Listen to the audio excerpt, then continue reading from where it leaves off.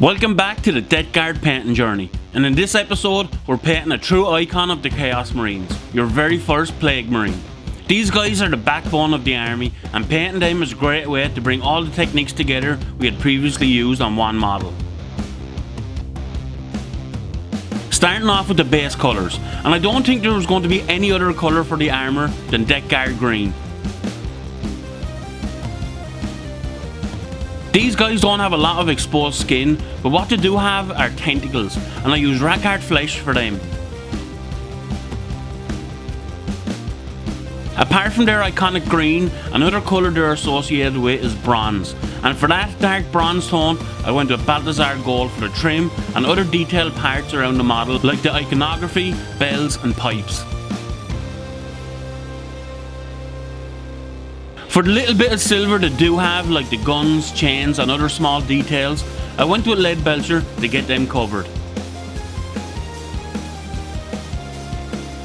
Abaddon black was then used for some of the hoses, but mostly for parts of their bolters. And finally, these guys have quite a few bones and horns sticking out, so I went to wraith bone on them, as well as using it on any wraps.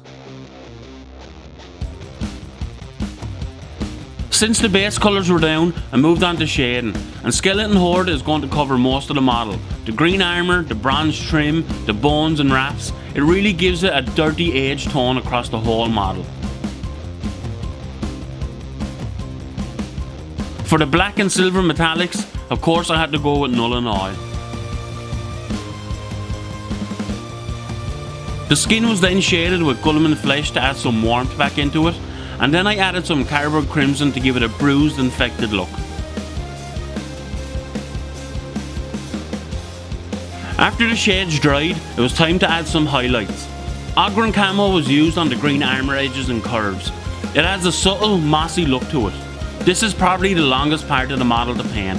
It's the biggest colour of the model, so I took my time when doing it. I returned to Rackard flesh to then brighten up the skin and catch the raised areas. Stormhole silver was then used on both the bronze and the silver metallics for some sharp shine. For the black bolters, I used Stormvermin fur for a controlled edged highlight.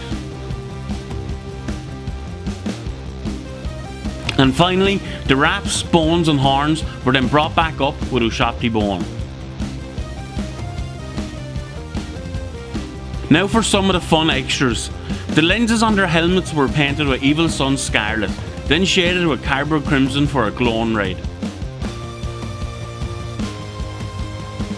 Some of the Marines had blades, so they were based with Abaddon Black and highlighted with Dark Reaper. Simple and effective. The plasma coils on some of their weapons were then based with a Thousand Suns blue, shaded with a heavily diluted white scarf for some brightness, and dry brushed back up with Temple Guard blue for a glow. One model had smoke coming out of his backpack, so I based it with Corax white, shaded it with Griff Charger grey, and gave it a final dry brush of Paddle Witch flesh for a ghostly smoke effect. I had picked out 2 Plague Marines for this tutorial, but neither of them had boils on them. But luckily enough in my previous video, I covered how to get those boils down and how to get them looking rotten as easy as possible.